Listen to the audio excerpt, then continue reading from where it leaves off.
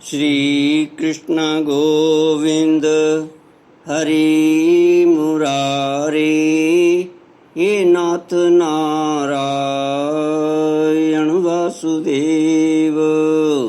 श्री कृष्ण गोविंद हरि मुरारे, हे नाथ नारायण वासुदेव।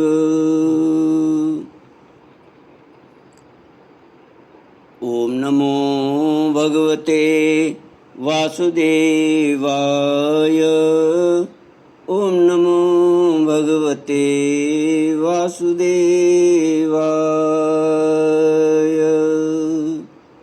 सच्चिदानंद रूपाय विश्वोत्पत्त्यादि हेतुवे तापत्रय विनाशाय श्री कृष्णाय वयं नमः। कृष्णाय वासुदेवाय हरये परमात्मने प्रणतक्लेशनाशाय गोविन्दाय नमो नमः।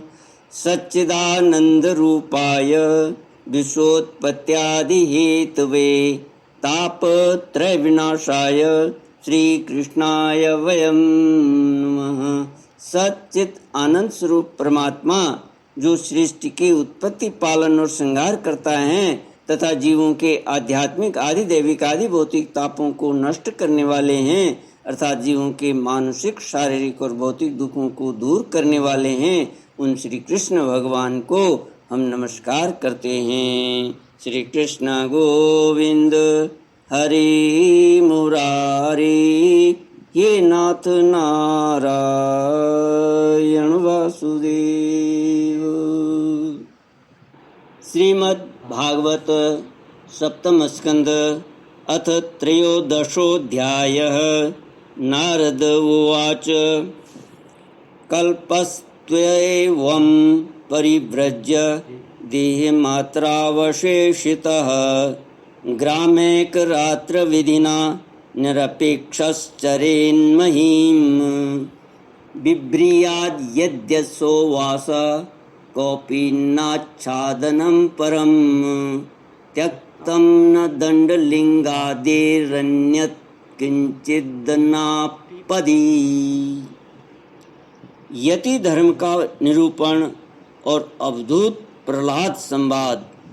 नारद जी कहते हैं, धर्मराज, यदि वानप्रस्थि में ब्रह्म विचार का सामर्थ्य हो तो शरीर के अतिरिक्त और सब कुछ छोड़कर वह संन्यास ले ले तथा किसी भी व्यक्ति, वस्तु, स्थान और समय की अपेक्षा न रखकर एक गांव में एक ही रात ठहरने का नियम लेकर पृथ्वी पर विचरण करे।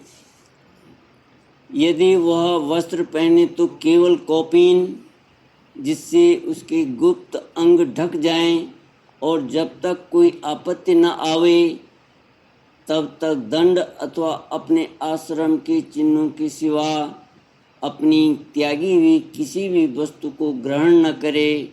सन्यासी को चाहिए कि वह समस्त प्राणियों का हितैषी हो, शांत रहे, भगवत परायण रहे और किसी का आश्रय न लेकर अपने आप में ही रमे एवं अकेला ही विचरे। इस संपूर्ण विश्व को कार्य और कारण से अतीत परमात्मा में अध्यस्त जाने और कार्य कारण स्वरूप इस जगत में ब्रह्म स्वरूप अपने आत्मा को परिपूर्ण देखे। आत्मदर्शी सन्यासी सुषुप्ति और जागरण की संधि में अपने स्वरूप का अनुभव करे और बंधन तथा मोक्ष दोनों ही केवल माया हैं, वस्तुतः कुछ नहीं, ऐसा समझे।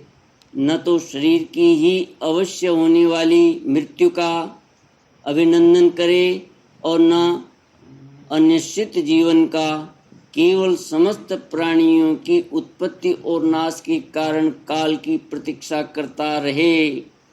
असत्य अनात्म वस्तु का प्रतिपादन करने वाले शास्त्रों से प्रीति न करे।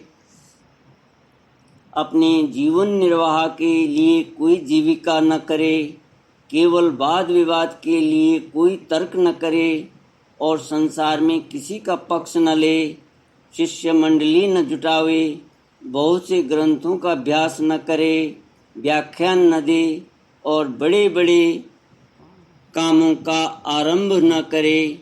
शांत समदर्शी एवं महात्मा सन्यासी के लिए किसी आश्रम का बंधन धर्म का कारण नहीं है।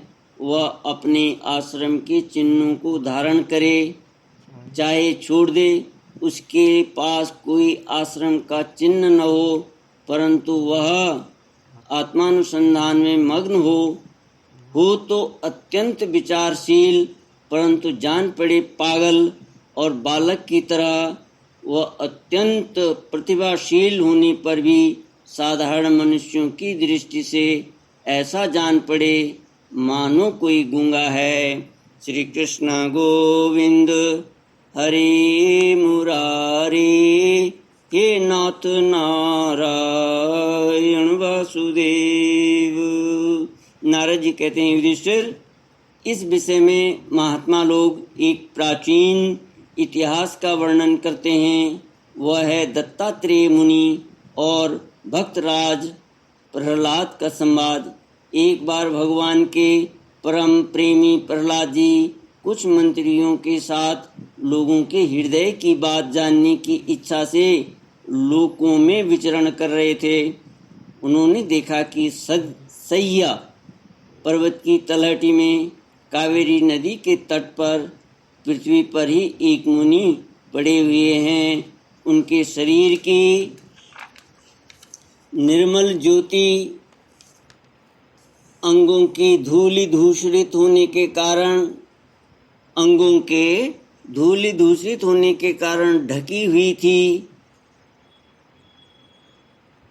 उनके कर्म, आकार, वाणी और वर्ण, आश्रम आदि के चिन्हों से लोग यह समझ नहीं सकते थे कि वे कोई सिद्ध पुरुष हैं या नहीं।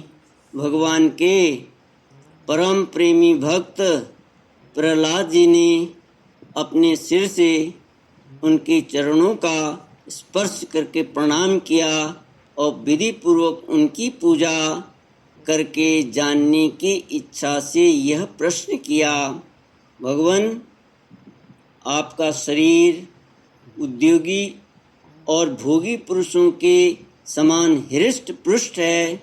संसार का यह नियम है कि उद्योग करने वालों को धन मिलता है, धन वालों को ही भोग प्राप्त होता है और भोगियों का ही शरीर हृष्ट पुष्ट होता है। और कोई दूसरा कारण तो हो नहीं सकता। भगवान, आप कोई उद्योग तो करते नहीं, यूं ही पड़े रहते हैं। इसके लिए आपके पास धन है नहीं, फिर आपको भोग कहाँ से प्राप्त होंगे? ब्राह्मण देवता, बिना भोग के ही आपका यह शरीर इतना हृष्ट पुष्ट कैसे है? यदि हमारे सुनने योग्य हो तो अवश्य बतलाइए। आप विद्वान, समर्थ और चतुर हैं। आपकी बातें बड़ी अद्भुत और प्रिय होती हैं। ऐसी अवस्था में आप सारे संसार को कर्म करते हुए देखकर भी समभाव से पड़े हुए हैं। इसका क्या कारण है? नारद जी कहते हैं, धर्मराज, जब प्रहलाद जी ने महामुनि दत्तात्रेय जी से इस प्रकार प्रश्न किया, तब वे उनकी अमृतमयी वाणी के वशीभूत हो मुस्कुराते हुए बोले। दत्तात्रेय जी ने कहा, दैत्यराज, सभी श्रेष्ठ पुरुष तुम्हारा सम्मान करते हैं। मनुष्यों को कर्मों की प्रवृत्ति और उनकी निवृत्ति का क्या फल मिलता है, यह बात तुम अपनी ज्ञान दृष्टि से जानते ही हो। तुम्हारी अनन्य भक्ति के कारण देवादिदेव भगवान नारायण सदा तुम्हारे हृदय में विराजमान रहते हैं और जैसे सूर्य अंधकार को नष्ट कर देते हैं, वैसे ही वे तुम्हारे अज्ञान को नष्ट करते रहते हैं। तो भी प्रहलाद, मैंने जैसा कुछ जाना है उसके अनुसार मैं तुम्हारे प्रश्नों का उत्तर देता हूँ। क्योंकि आत्मशुद्धि के लिए अभिलाषियों को तुम्हारा सम्मान अवश्य करना चाहिए। श्री कृष्ण गोविंद हरे मुरारे, हे नाथ नारायण वासुदेव। ओम पूर्णमद पूर्णमिदं पूर्णात् पूर्णमुदच्यते पूर्णस्य पूर्णमादाय पूर्णमेवावशिष्यते। ओम शांति शांति शांति। हरि ओम श्री गुरुभ्यो नमः। हरि ओम।